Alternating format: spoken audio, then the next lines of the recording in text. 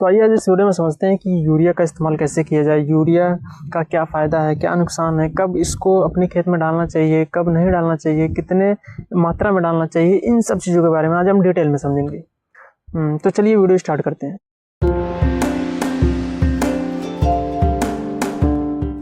तो देखिए, जो हमारे किसान हैं ये यूरिया को धड़ल्ले से इस्तेमाल करते हैं। यूरिया मतलब इनका फेवरेट खाद है, लेकिन इन्हें ये नहीं पता है कि यूरिया का ज़्यादा इस्तेमाल करने से हमारी फसल बर्बाद हो सकती है, हमारा खेत खराब होता है। ये बिना कुछ सोचे समझे यूरिया का धड़ल्ले से इस्तेमाल करते हैं, धड़ल्ले से अपने खेत में डाल देते हैं। लेकिन देखिए, यूरिया का जो इस्तेमाल है वो सही तरीके से करना चाहिए। आज इसी के बारे में हम समझते हैं। तो देखिए, ये जो यूरिया है इसको हम नाइट्रोजन भी कह सकते हैं, क्योंकि यूरिया नाइट्रोजन ही है। इसमें 40% नाइट्रोजन होता है। तो ये जो यूरिया है इसका मेन काम क्या है, ये हमारे फसल का विकास बहुत तेजी से करता है, उनके ग्रोथ बहुत तेजी से करता है, उनमें हरापन लाता है। हमारे जो पौधे की पत्तियां हैं उसमें हरापन आता है, पौधे की पत्तियों का विकास करने में मदद करता है। जितनी अच्छी पत्तियां होंगी उतना ही अच्छा हमारा पौधा तैयार होगा, और जितना अच्छा हमारा पौधा होगा उतना ही अच्छा हमारा प्रोडक्शन निकल के आएगा, हमारा यील्ड निकल के आएगा। लेकिन हमारे किसान क्या करते हैं, ज़्यादा उत्पादन लेने के चक्कर में यूरिया को ज़्यादा डाल देते हैं अपने खेत में, और सोचते हैं कि जितना ज़्यादा हम यूरिया डालेंगे उतना ज़्यादा पैदावार होगा।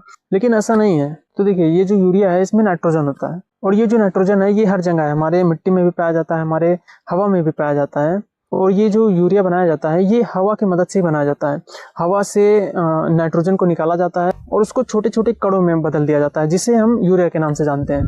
तो देखिए, ये जो नाइट्रोजन है ये बहुत तेजी से रिएक्ट करता है, मतलब बहुत तेजी से ये इधर उधर भागता है। तो जब हम यूरिया अपने खेत में डालते हैं, आधा से ज़्यादा तो वैसे ही हवा में उड़ जाता है बिना कुछ काम किए, तो आधा तो यहीं पे खराब हो गया। अब ये जो बचा हुआ नाइट्रोजन हमारे खेत में पड़ा है, जो बचा हुआ यूरिया हमारे खेत में पड़ा है, अगर ये ज़्यादा हो गया हमारे खेत में, तो इससे क्या होगा कि जो हमारा पौधा है वो इतना तेज़ी से विकास करने लगेगा कि हमारा पौधा एकदम कमज़ोर रह जाएगा। उसके जो डाले हैं, जो डंठल है, वो एकदम कमज़ोर रह जाएंगे। जिससे क्या होगा कि अगर हवा तेज़ से चलेगी तो हमारा पौधा गिरने का बहुत ज़्यादा संभावना रहेगा। और अगर बहुत ज़्यादा यूरिया हो गया हमारे खेत में तो हमारा जो पौधा है, जो फसल है, उसकी पत्तियाँ जल जाएंगी, हमारा जो पौधा है वो एकदम जल जाएगा और पूरा लॉस हो जाएगा हमें। और हाँ, अगर हम अपने खेत में यूरिया डाल दिए और उसी टाइम बरसात वगैरह हो गया या खेत में पानी भर गया और जो यूरिया हम डाले हैं वो बह के किसी तालाब वगैरह में चला गया, तो वहां पर बहुत नुकसान देखने को मिलता है। बह के किसी तालाब वगैरह में चला गया तो वहां पर क्या होता है कि